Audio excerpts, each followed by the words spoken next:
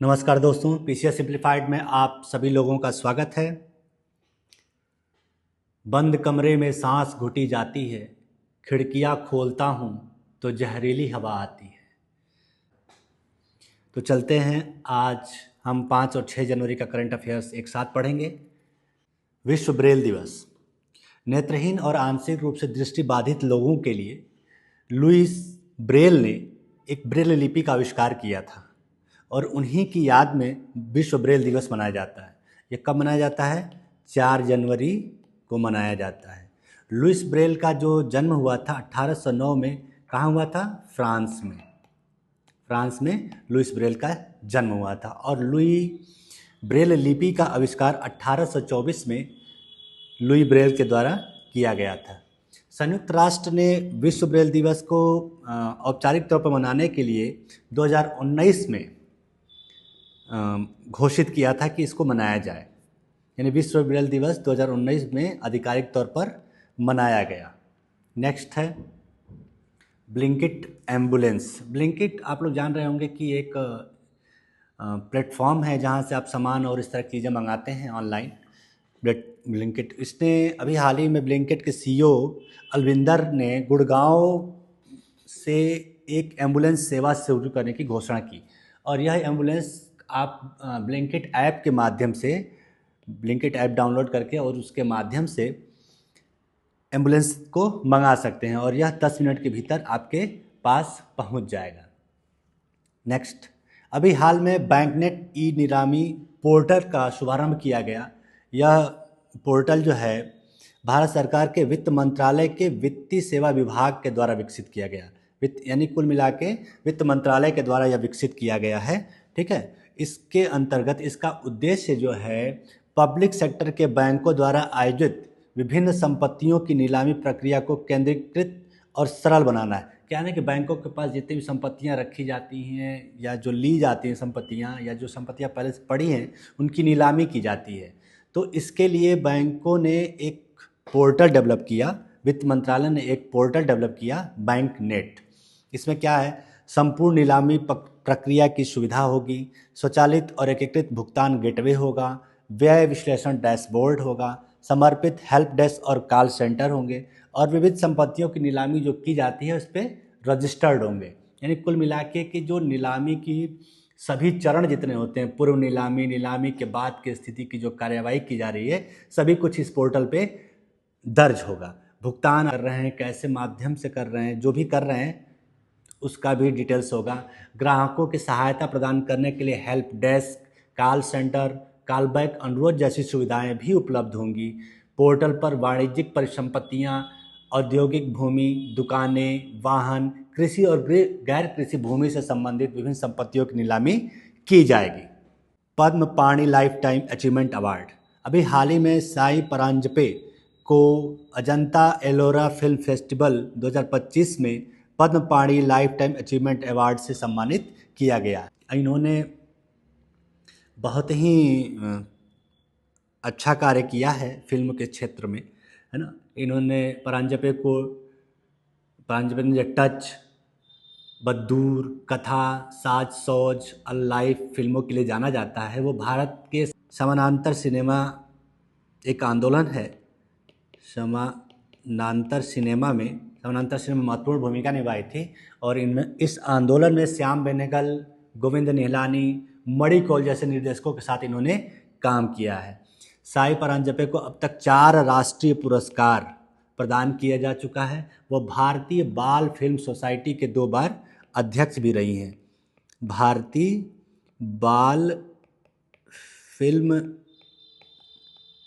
Society की 2 बार अध्यक्ष भी रही हैं। 2006 में उन्हें भारतीय सिनेमा में योगदान के लिए पद्म सम्मान से सम्मानित किया गया था।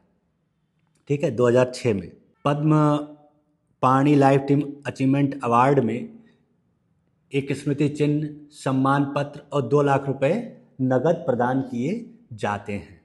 ठीक है, तो किसे प्रदान किया गया है? साई परांजपे को लाइफ टाइम अचीवमेंट अवार्ड सम्मानित किया गया।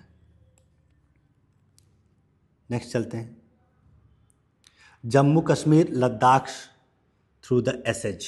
यह है केंद्रीय गृह मंत्री और सहकारिता मंत्री श्री अमित शाह जी ने किया।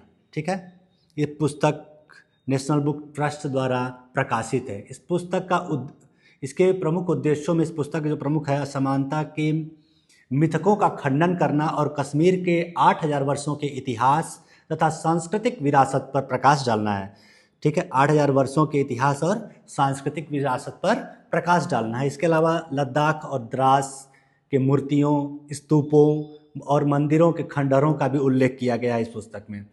ठीक है, इस पुस्तक में संस्कृत ग्रंथ जो कल्हड़ ने लिखा था, राजतरंगिणी, और अन्य प्राचीन स्रोतों के संदर्भ देते हुए इस पुस्तक में कश्मीर और लद्दाख के ऐतिहासिक धारा और सांस्कृतिक जुड़ाव के गहरे दृष्टिकोण को पेश किया गया है। ठीक है, इसमें कुल मिला के इसको नेशनल बुक ट्रस्ट ने प्रकाशित किया। ठीक है, और इसे अमित शाह जी ने विमोचन किया इस पुस्तक का। यानी कश्मीर के इतिहास के बारे में वर्णन है इसमें। डॉक्टर राजगोपाला चिदम्बरम, अभी हाल ही में डॉक्टर राजगोपाला चिदम्बरम का 88 वर्ष की आयु में निधन हो गया। और वस्तुतः चिदम्बरम एक वैज्ञानिक थे जो भारतीय परमाणु कार्यक्रम से जुड़े हुए थे। ठीक है, उनका योगदान भारत के परमाणु कार्यक्रम में अतुलनीय था और उन्हें 1974 में भारत के पहले परमाणु परीक्षण स्माइलिंग बुद्धा और 1998 में पोखरण 2 परीक्षण में नेतृत्व विशेषज्ञता के लिए जाना जाता है। यानी कि स्माइलिंग बुद्धा हुआ था कब, ये देखिए पोस्टर में आप देख सकते हैं, 18 मई 1974 को पोखरण में पहला न्यूक्लियर विस्फोट किया गया था। ठीक है, अर्थात जब ये विस्फोट हुआ था तो उस समय जो इसके निदेशक थे बार्क के, वो थे राजा रमन्ना। ठीक है, 45 वैज्ञानिकों ने काम किया था और उस 45 वैज्ञानिकों में एक डॉक्टर राजगोपाला चिदम्बरम भी थे। ठीक है, डॉक्टर चिदम्बरम जो है बार्क यानी भाभा परमाणु अनुसंधान के बाद में निदेशक भी बनाए गए, परमाणु ऊर्जा आयोग के अध्यक्ष भी रहे, परमाणु ऊर्जा आयोग के अध्यक्ष भी रहे और भारत सरकार के प्रधान वैज्ञानिक सलाहकार भी रहे। ठीक है, चिदम्बरम अंतर्राष्ट्रीय ऊर्जा एजेंसी, जिसका मुख्यालय वियना में है, आईए के बोर्ड ऑफ गवर्नेंस के अध्यक्ष के रूप में भी काम किया है। चिदम्बरम को एक पदक प्रदान किया गया था। उस पदक का नाम था मार्टिन फोर्स्टर।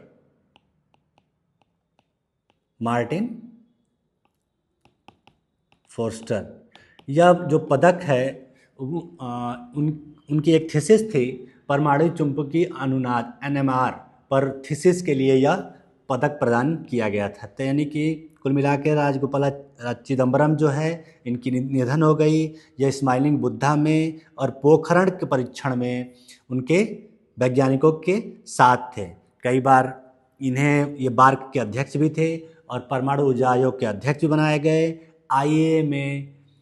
IAEA में बोर्ड ऑफ गवर्नर्स के अध्यक्ष के रूप में भी काम किया है। ठीक है, ये देख रहे हैं आप स्माइलिंग बुद्धा। परमाणु घड़ी, नेक्स्ट है परमाणु घड़ी, एटॉमिक क्लॉक।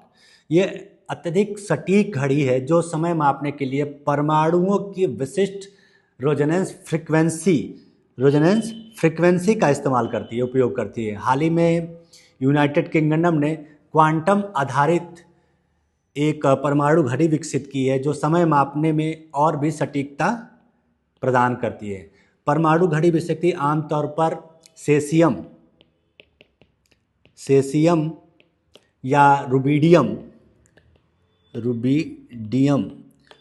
जैसे परमाणुओं के रेजोनेंस फ्रीक्वेंसी का उपयोग करती हैं जो अत्यधिक सटीकता प्रदान करती हैं। इसमें क्या उपयोग होता है? सेसियम या रुबिडियम का प्रयोग किया जाता है। क्वांटम आधारित जो परमाणु घड़ी है इसमें क्वांटम तकनीक का इस्तेमाल किया जाता है जिससे यह घड़ी पहले से अधिक सटीक हो जाती है।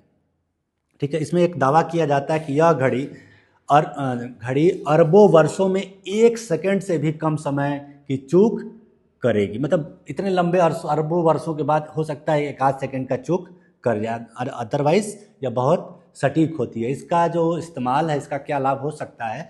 ग्लोबल नेविगेशन सैटेलाइट सिस्टम में इसका इस्तेमाल करके हम नेविगेशन में बेहतर बना सकते हैं या उन्नत हथियारों की सटीकता में वृद्धि कर सकते हैं, जैसे गाइडेड मिसाइल्स हैं या अदर हथियार हैं, है ना, उसके टाइम और डिस्टेंस को माप करके हम बेहतर तरीके से उनको छोड़ सकते हैं।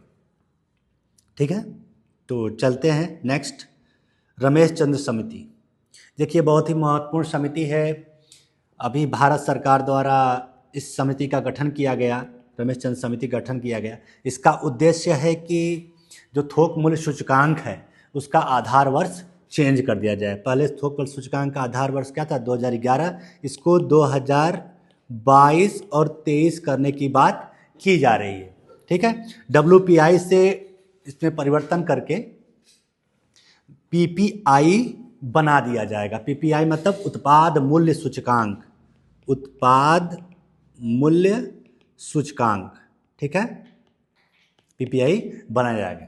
देखिए मेन दिक्कत क्या थी कि WPI का जो उद्देश्य था उत्पादक स्तर पर मुद्रास्फीति को सटीक रूप से मापना। ठीक है, लेकिन एक समस्या यह थी कि यह सूचकांक केवल वस्तुओं के मूल्य को मापता था, न कि सेवाओं को, यानी सेवा क्षेत्र को इसमें शामिल नहीं किया गया था या नहीं किया जाता था। ठीक है, WPI का जो पिछला अद्यतन 2015 में हुआ और उसका आधार वर्ष 2004-5, पहले 2004-5 था और इसको बदल करके क्या कर दिया गया, 11-12 किया गया। अब इसको बदल करके क्या किया जाएगा, 2022-23 किया जाएगा। ठीक है, ठीक है, इनका कार्य क्या होगा इस समिति का, ये बेसिकली नीति आयोग के सदस्य भी हैं। इस समिति का मुख्य कार्य है PPI यानी उत्पादक मूल्य सूचकांक की कार्यप्रणाली और संरचना की समीक्षा करना है। ठीक है, यह मूल्य संग्रहण प्रणाली का आकलन करेगी और सुधार करने का सुझाव भी देगी। ठीक है, इस समिति की जो रिपोर्ट प्रस्तुत करने का समय दिया गया है वो अपनी अंतिम रिपोर्ट 30 जून 2026 को प्रस्तुत करेगी। ठीक है, तो रमेश चंद्र समिति क्यों बनाई गई थी, थोक मूल्य सूचकांक की जगह PPI यानी कि उत्पाद मूल्य सूचकांक गठित करने के लिए या सुझाव देने के लिए, उसके बारे में। इस आधार दूसरा है आधार वर्ष चेंज करने के लिए, आधार वर्ष क्या करना है, 2022 से 2023 करना है, 22-23 करना है। और ये अपनी रिपोर्ट कब सबमिट करेगी, 30 जून 2026 को अपना रिपोर्ट सबमिट करेगी। ठीक है, ओके। बनिहाल बाईपास, अभी हाल ही में जो NH-44 है उस 44 में बनिहाल से होकर गुजर रहा रास्ता, वहाँ से शहर से न जाकर के एक बाईपास बनाया गया है जो लगभग 2.35 किलोमीटर लंबा है और 4 लेन का है। ठीक है, अभी हाल ही में रामबन बनिहाल खंड में इसका उद्घाटन किया गया और निर्माण इसका पूरा हो गया। ठीक है, और इसका निर्माण जो है 2021 में शुरू किया गया था और इसे कहा गया था कि 2023 में इसे हम पूरा कर लेंगे, लेकिन अब जाके यह कंप्लीट हो पाया है। इसकी लागत का कोई मतलब है नहीं, वैसे इसकी लागत 224.44 करोड़ रुपए में बन करके ये तैयार हुआ है। ठीक है, अच्छा NH-44 के बारे में जान लेते हैं। यह भारत का सबसे बड़ा राष्ट्रीय राजमार्ग है जो जम्मू कश्मीर के श्रीनगर को किससे जोड़ता है, तमिलनाडु के कन्याकुमारी को जोड़ता है। इसमें बेसिकली जो सबसे लंबा राजमार्ग होने का प्रमुख कारण यह है कि इसमें 7 राष्ट्रीय राजमार्ग जुड़ गए हैं, यानी 7 राष्ट्रीय मार्गों से मिल करके बना है, जैसे NH1, NH1A, NH2, NH3, NH75, NH26 है ना, इन सबों से मिल करके बना है यह, इसलिए यह भारत का सबसे लंबा राष्ट्रीय राजमार्ग है। कहाँ से कहाँ तक, श्रीनगर से लेकर कन्याकुमारी तक। कुछ विशेषताएं और इसके बारे में है कि भारत की सबसे बड़ी सुरंग चेनानी नासरी सुरंग, कौन सा, चेन्नानी नासरी सुरंग इस राजमार्ग पर स्थित है। दूसरी विशेषता एक यह है कि भारत का पहला जानवरों के लिए अंडरपास मध्य प्रदेश में बना है, कान्हा नेशनल पार्क में बना है, वो इसी राजमार्ग के पास स्थित है। ठीक है, यानी कि जानवरों के लिए एक अंडरपास बनाया गया था कान्हा नेशनल पार्क में, और यह उधर से ही होकर गुजरता है। ठीक है, इसी राजमार्ग में एक पेंच टाइगर रिजर्व और कान्हा टाइगर रिजर्व के बीच एक गलियारा बनाया गया था जो 37 किलोमीटर लंबा है। यानी वन्य जीव गलियारा पेंच टाइगर रिजर्व और कान्हा टाइगर रिजर्व के बीच बना था, वो इसी राजमार्ग पर स्थित है। इक्वाडोर, अभी हाल ही में इक्वाडोर के राष्ट्रपति डैनियल नोबोवा ने वहाँ पर 60 दिनों के लिए आपातकाल की घोषणा कर दी। यह आपातकाल की घोषणा का मुख्य कारण था इक्वाडोर में बढ़ती हुई आंतरिक अशांति और सशस्त्र संघर्ष। ठीक है, तो थोड़ा सा इक्वाडोर के बारे में जान लेते हैं। इक्वाडोर दक्षिण अमेरिका का एक लोकतांत्रिक गणराज्य है। इसका जो नाम है भूमध्य रेखा के नाम पर पड़ा है, और भूमध्य रेखा इसको 2 भागों में बांटती है। इसके उत्तर में कोलंबिया है, और पूर्व और दक्षिण में पेरू, और पश्चिम में प्रशांत महासागर है। इक्वाडोर में एक खास विशेषता ये है कि इक्वाडोर उन 2 दक्षिणी देशों में से एक है जिसकी सीमाएं ब्राज़ील से नहीं लगती। ब्राज़ील से मैक्सिमम जो दक्षिण अमेरिका के राज्य मतलब राष्ट्र हैं उनकी सीमाएं अक्सर ब्राज़ील से लगी हुई हैं। तो इसके 2 देश ऐसे हैं जिनकी सीमाएं ब्राज़ील से नहीं लगी। एक तो हो गया इक्वाडोर, तो दूसरा कौन सा है, उसका नाम है चिली। इसी इक्वाडोर के पास एक गालापागोस द्वीप है, गालापागोस द्वीप है जो प्रशांत महासागर में स्थित है। ये अपनी अनोखी जैव विविधता के लिए प्रसिद्ध है। यहाँ बहुत ही रिच जैव विविधता पाई जाती है। अच्छा, इक्वाडोर की राजधानी क्या है, क्विटो। क्या है, क्विटो। और इसका सबसे बड़ा शहर है गुआयाकिल। ठीक है, ओके, नेक्स्ट आगे चलते हैं। भुवनेश्वर चलते हैं। गोल्डन ग्लोब्स पुरस्कार 2025, 22वां गोल्डन ग्लोब्स पुरस्कार का आयोजन 5 जनवरी 2025 को कहाँ किया गया, लॉस एंजल्स में किया गया। ठीक है, इसमें प्रमुख विजेताओं की सूची है जो इस पीपीटी में आप देख रहे हैं। फिल्म की श्रेणी में 2 ब्रूटलिस्ट को सर्वश्रेष्ठ फिल्म की श्रेणी में नामांकन किया गया, और इसी फिल्म के एक हीरो हैं एड्रियन ब्रॉडी को मोशन पिक्चर ड्रामा के लिए सर्वश्रेष्ठ पुरुष अभिनेता का पुरस्कार दिया गया। All we imagine as light जो पायल कपाड़िया की फिल्म थी, इस फिल्म के 2 नामांकन मिले थे, लेकिन इससे कोई भी पुरस्कार प्राप्त नहीं हुआ। पामेला एंडरसन, इनकी एक फिल्म है the last show girl. Pamela Anderson की फिल्म है द लास्ट शो गर्ल। इस फिल्म के लिए इन्हें मोशन पिक्चर ड्रामा में सर्वश्रेष्ठ अभिनेत्री का पुरस्कार प्रदान किया गया। ठीक है, टेलीविज़न श्रेणी में शोगुन एक सीरीज है, ये इसने 4 पुरस्कार जीते। सर्वश्रेष्ठ सीरीज ड्रामा, सर्वश्रेष्ठ अभिनेत्री ड्रामा, सर्वश्रेष्ठ महिला अभिनेता अभिनेत्री ड्रामा, सर्वश्रेष्ठ सहायक अभिनेता ड्रामा। यानी ड्रामा के सीरीज में शोगुन को मैक्सिमम 4 पुरस्कार प्रदान किए गए। ठीक है, एरोस्पेस शो अभी हाल ही में बेंगलुरु में एक जगह है यलहंका में एक एयरफोर्स स्टेशन है। वहाँ पर एरो एशिया 25 का आयोजन किया जा रहा है, या मतलब किया जाएगा 10 से 14 फरवरी के बीच में इसका आयोजन किया जाएगा, और इसका विषय है the runway to a billion opportunities रखा गया। ठीक है, लियोन मैसी को आप लोग बहुत अच्छे तरीके से जानते होंगे, लेकिन अभी हाल ही में लियोन मैसी को 5 जनवरी 2025 को प्रेसिडेंशियल मेडल ऑफ फ्रीडम से सम्मानित किया गया, जो संयुक्त राज्य अमेरिका का सर्वोच्च सम्मान है। ठीक है, अभी इनको जो पुरस्कार मिला था ये 19 लोगों के साथ मिला है। ठीक है, ऐसा नहीं कि इनको अकेले ही मिल गया। एक चीज़ खास बात यह है कि जो है यह पुरस्कार प्राप्त करने वाले पहले फुटबॉल खिलाड़ी हैं, लेकिन इससे पहले यह सम्मान महिला फुटबॉल खिलाड़ी मेगन रेपिनो को मिला था।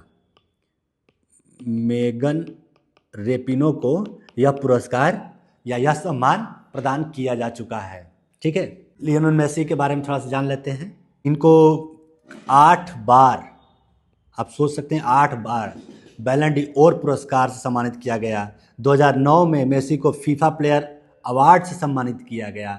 2022 में मेसी ने कतर में एक आयोजन हुआ था फीफा विश्व कप, तो कतर में अर्जेंटीना को हराकर जीत दिलाने में महत्वपूर्ण भूमिका निभाई थी, इसलिए उन्हें जो फीफा बाल पुरस्कार से भी सम्मानित किया गया। ठीक है, कुल मिला के ध्यान रखना यही है कि presidential medal of freedom award से इन्हें सम्मानित किया गया और यह संयुक्त राज्य अमेरिका का सर्वोच्च नागरिक पुरस्कार। नेक्स्ट चलते हैं जनरेशन बीटा। जनरेशन बीटा भी हाल ही में भारत में जनरेशन बीटा के एक बच्चे का जन्म हुआ है ना। उसका जन्म कहाँ हुआ था? मिजोरम में। मिजोरम जनरेशन बीटा भारत में जन्मे पहले बच्चा 1 जनवरी 2025 को एक बच्चे का जन्म हुआ और यह माना गया कि यह बच्चा जो है जनरेशन बीटा का पहला बच्चा है। ठीक है, इस बच्चे का जन्म हुआ था मिजोरम के आइजोल में और उस बच्चे का नाम रखा गया फ्रैंकी रेमरू आदिका जेडेंग। कुल मिला के आप फ्रैंकी जेडेंग नाम याद रखिए। ठीक है, और इस बच्चे का वजन 3.12 किलोग्राम है और यह पूरी तरह स्वस्थ है। एक्चुअली जो जनरेशन बीटा है, यह इस शब्द का जो नामकरण है वो ऑस्ट्रेलियाई भाषाविद भविष्यविद मार्क मैकिंड्रल ने गढ़ा था इस जनरेशन बीटा शब्द का। और जनरेशन बीटा जो है जनरेशन अल्फ़ा के बाद आया है। जनरेशन अल्फ़ा 2010 से 2024 तक था जनरेशन अल्फ़ा। दूसरी चीज़, बीटा नाम ग्रीक वर्णमाला के दूसरे अक्षर से लिया गया है जो एक नई शुरुआत और भविष्य की संभावनाओं का प्रतीक है। ठीक है, इस पीढ़ी के बच्चे जो जनरेशन बीटा के पीढ़ी के बच्चे जो हैं आर्टिफिशियल इंटेलिजेंस, रोबोटिक्स और वर्चुअल रियलिटी जैसे उन्नत तकनीकों के साथ बड़े होंगे। ठीक है, बेसिकली पूरा हमारी जो पीढ़ियों का वर्गीकरण किया गया वो उनके तकनीकी या उनके रहन सहन के आधार पर ही किया गया। जैसे अभी तक 8 जनरेशन को इंडिकेट किया गया है। जो पहला जनरेशन था उसका नाम था ग्रेटेस्ट जनरेशन। क्या नाम था? Greatest generation. चलिए आप लोग सुन लीजिए, बाकी आपको हम PDF तो ज़रूर प्रोवाइड कराएंगे ही। जो ग्रेटेस्ट जनरेशन था 1901 से लेकर 1927 तक के काल को ग्रेटेस्ट जनरेशन कहा गया। इसमें विश्व युद्ध और आर्थिक मंदी जैसी कठिनाइयों का सामना करने वाली पीढ़ी थी। नेक्स्ट था साइलेंट जनरेशन। इसमें आत्मनिर्भरता और मेहनत करने वाली विशेषता वाली पीढ़ी थी। तीसरा था बेबी बूमर। इसमें युद्ध के बाद जनसंख्या वृद्धि वाली पीढ़ी थी। चौथा था जनरेशन एक्स। इंटरनेट और तकनीकी प्रगति वाली उदय वाली पीढ़ी थी, यानी तकनीकी और इंटरनेट का विकास शुरू हो गया था। पाँचवा था मिलेनियंस।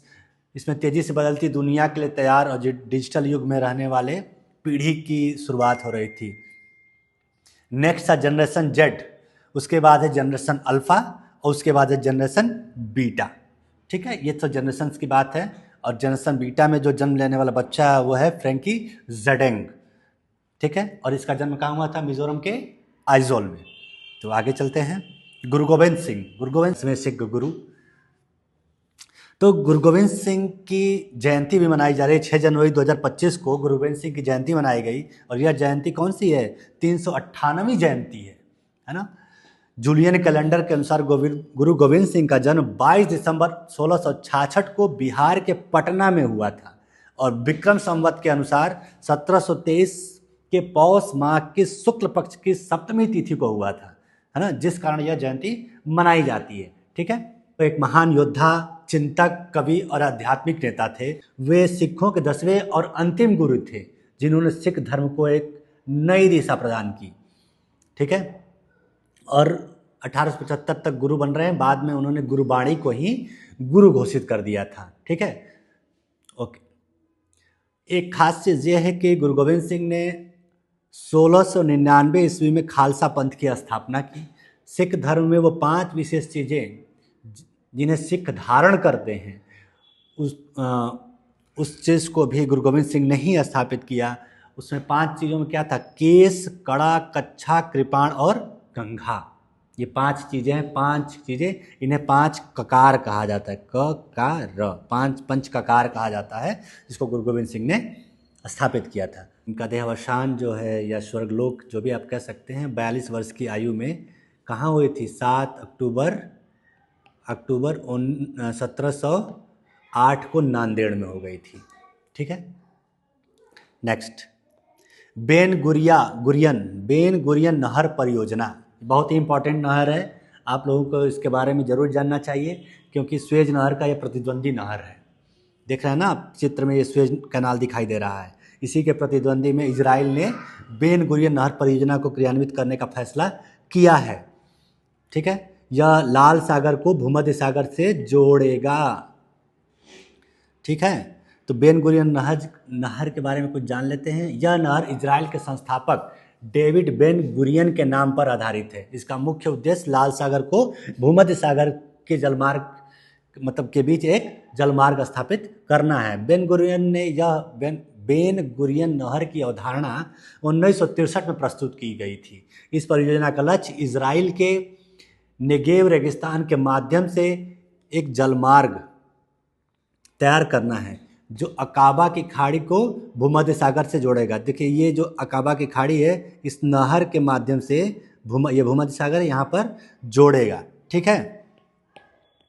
ओके, यह स्वेज नहर का विकल्प होगा। ये बातचीत हो ही गई है।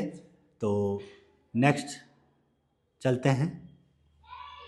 ये देखिए पूरा आपको, ये अकाबा है, यहाँ अकाबा से ये नहर जो ऐसे ऐसे जाएगी और सीधे अश्केलोन तक जा कर के भूमध्य सागर में जुड़ जाएगी।